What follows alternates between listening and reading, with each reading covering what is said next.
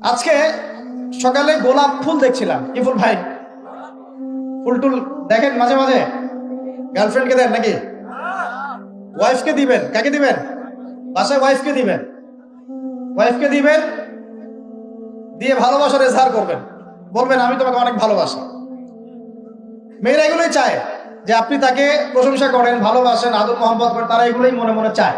হয়তো আপনাকে তারা বলে না, কিন্তু তারা এটাই চায়। যদি আপনি করতে পারেন, ইনশাআল্লাহ তারা আপনার কন্ট্রোলে থাকবে। যদি কাঠখোট্টা হয়ে থাকেন সাংসারিক জীবনে, তাহলে দেখবেন রসকস কমে গেছে আর কি। তখন স্ত্রীও খুঁজবে আর একটা হ্যান্ডসাম ছেলে। হ্যাঁ, ফোনে, ওই কলিগের ওখানে, ব্যাংকে, অন্য জায়গায়। এখন তো ফ্রি মিক্সিং এর যুগ। বাসায় স্বামী থাকবে, বাইরে একটা ছেলে প্রেম হবে।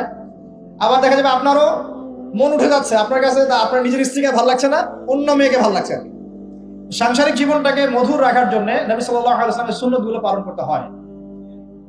স্ত্রীকে হাদিয়া দিবেন, তোহফা দিবেন, ভালোবাসবেন।